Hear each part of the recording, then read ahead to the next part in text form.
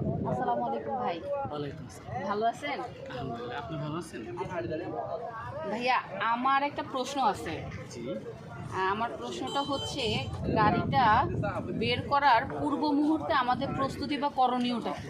Good, আপনি খুব সুন্দর একটা প্রশ্ন করছেন। এই জিনিসটা আমাদের প্রত্যেকের করা দরকার। সেটা হোক পেশাদার চালক এবং অপেশাদার চালক, প্রফেশনাল অথবা নন প্রফেশনাল। ওকে, কারণ এই গাড়িটা যদি আমরা মেনটেনেন্সটা ঠিকমতো না করি তাইলে আমরা যে কোনো সময় রাস্তাঘাটে একটা ক্ষতিগ্রস্তের ভিতরে পড়তে পারি। ওকে, তো সেই জন্য আমাদের কি দরকার, যেমন আজকে সারাদিন আমরা গাড়িটা চালাইলাম, চালানোর পরে গাড়িটা নিয়ে গ্যারেজে বন্ধ করে দিলাম। কালকে সকালে আমরা কি করব, গাড়িটা বের করব। ওই বের করার পূর্ব মুহূর্তে আমাদের কি করণীয় কি করব? সেটা আমরা এভাবে বলতে পারি যে প্রি ইন্সপেকশন টিপস, অথবা গাড়ি বের করার পূর্ব প্রস্তুতি। ওকে, সেটা এক নম্বর হবে আমরা গাড়িটার চারদিকে কি করব, রাউন্ড দিব। কেন? গাড়িটা যে চাক্কাগুলো আছে, চাক্কাগুলোর হাওয়ার প্রেশারটা আমাদের ঠিক আছে কিনা, ঠিক আছে, একটু কাছে আসো, হাওয়ার প্রেশারটা ঠিক আছে কিনা সেটা দেখব, যে কোনোটা কম আছে কিনা, কোনোটা বেশি আছে কিনা, সেটা সমপরিমাণ আমরা করে নিব। এই জন্যে আমাদের প্রত্যেকের গাড়িতে একটা হাওয়ার প্রেশার মিটার রাখা দরকার। ঠিক আছে, যদি আমার কাছে না থাকে সেটা আমরা কি করব, একটা দোকানে যেয়ে পরীক্ষা করে নিব, মেপে নিব যে বেশি কম আছে কিনা, আর থাকলে তো বেশ ভালো। তারপরে আমরা প্রথমে আসতে পারি, এইখানে আমরা শুরু করতে পারি যে আমাদের এই যে ব্রেক অয়েল অথবা ব্রেক ফ্লুইড, এই রিজার্ভ ট্যাঙ্কে আমাদের পরিমাপটা ঠিক আছে কিনা, কম বা বেশি আছে কিনা। তারপরে আছে আমাদের ম্যানুয়াল গাড়িতে ক্লাস ফ্লুইড অথবা ক্লাস অয়েল, এই ক্লাস অয়েলের পরিমাপ ঠিক আছে কিনা, কম বা বেশি আছে কিনা।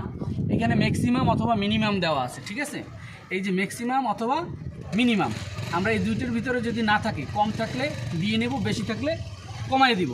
ওকে, তারপরে আসি আমরা স্টিয়ারিং পাওয়ার অয়েল অথবা স্টিয়ারিং পাওয়ার ফ্লুইড, এটারও ম্যাক্সিমাম মিনিমাম আছে, এটাও কম বা বেশি থাকলে আমরা পরিপূর্ণভাবে এটাকে চেক করে নেব।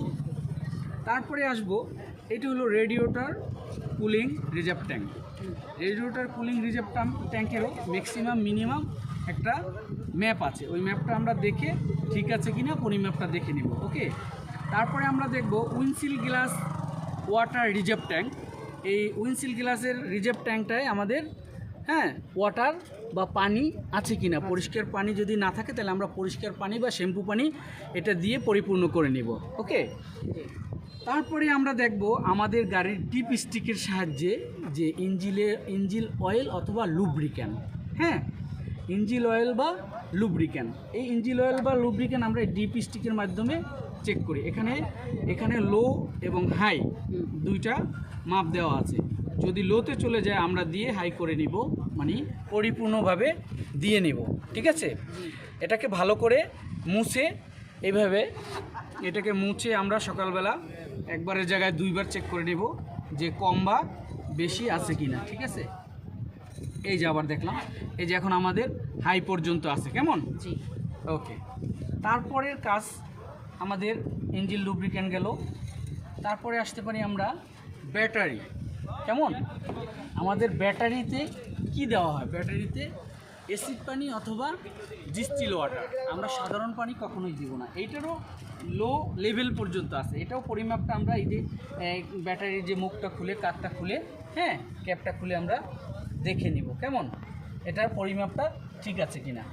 ওকে, তারপরে মনে করেন আরও অনেক কিছু আছে, যেমন এই রেডিয়েটর প্রেশার ক্যাপটা ঠিক আছে কিনা, হুইস পাইপ, রেডিয়েটর আপার হুইস পাইপ, লোয়ার হুইস পাইপ চেক করে নিব যে এখানে কোনো লিক টিক আছে কিনা।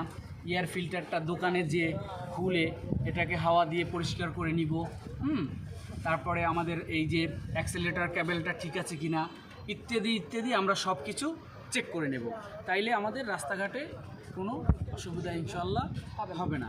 এইটা প্রত্যেকের চালকই প্রাথমিক পর্যায়ে প্রতিনিয়তই চেক করা দরকার। ওকে, আল্লাহ। ধন্যবাদ।